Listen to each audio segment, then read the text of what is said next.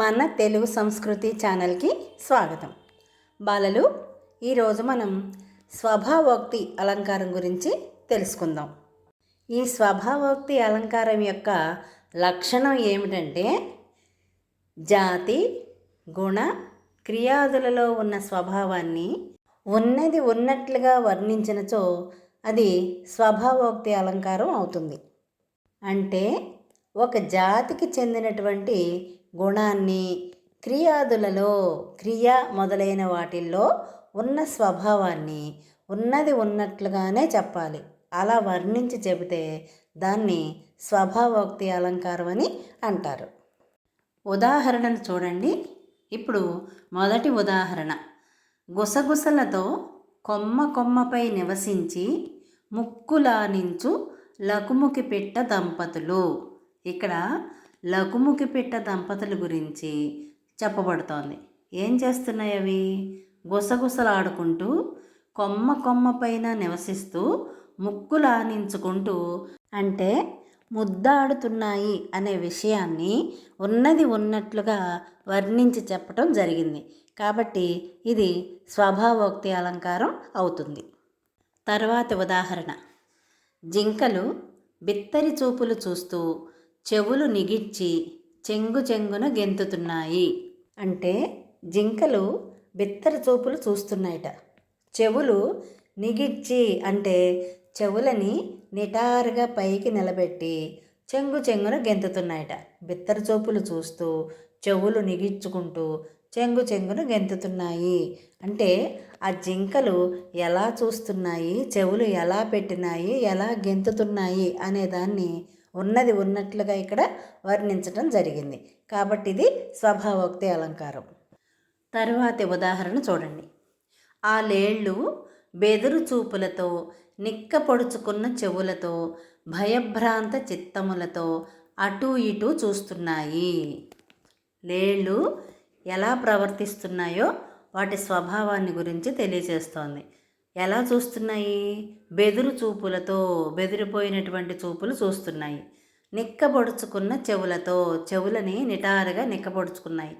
భయభ్రాంత చిత్తములతో అంటే భయపడినటువంటి మనసులతో అటు ఇటు చూస్తున్నాయట.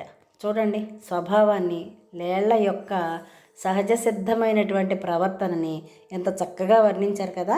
కాబట్టి ఇది కూడా స్వభావోక్తి అలంకారం అవుతుంది. ఇంకొక ఉదాహరణ చూడండి. ఇది పాత 10వ తరగతి మాతృభావన పాఠంలో నుంచి తీసుకోబడినటువంటి పద్యం. అనుచుంజేవురు మీరు కన్నుగవతో నా స్పందితోష్టంబుతో ఘనహుంకారముతో నటద్భ్రుకుటితో గర్జిల్లు నా భోంసలేసుని జూడన్. అనుచున్ అంటే అంటూ అని అర్థం.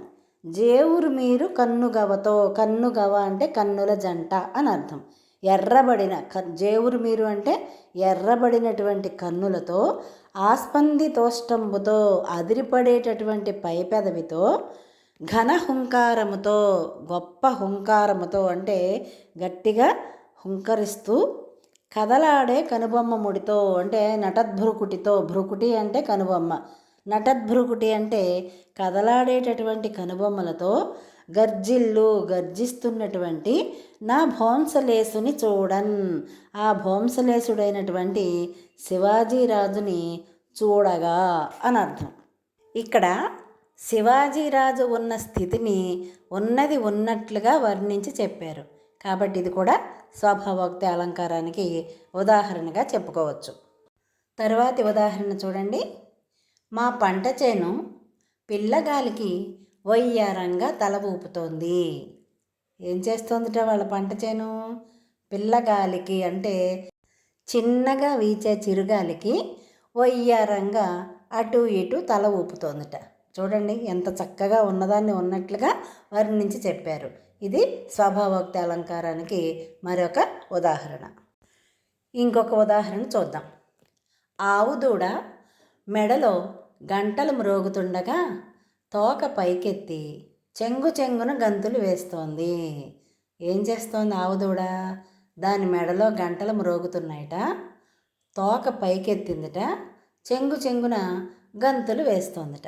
దీన్ని కూడా చక్కగా ఉన్నది ఉన్నట్లుగా వర్ణించి చెప్పారు కాబట్టి స్వభావోక్తి అలంకారం అవుతుంది.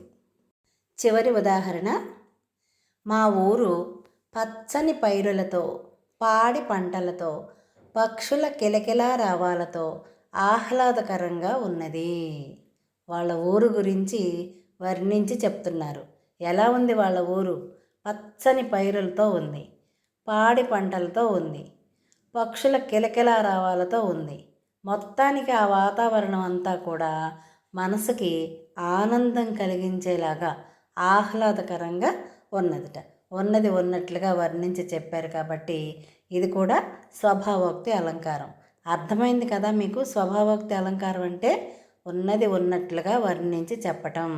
ఇది ఇంకా సులభంగా గుర్తుంచుకోవాలి అంటే అతిశయోక్తి అలంకారానికి పూర్తి వ్యతిరేకం అన్నమాట. ఎందుకని?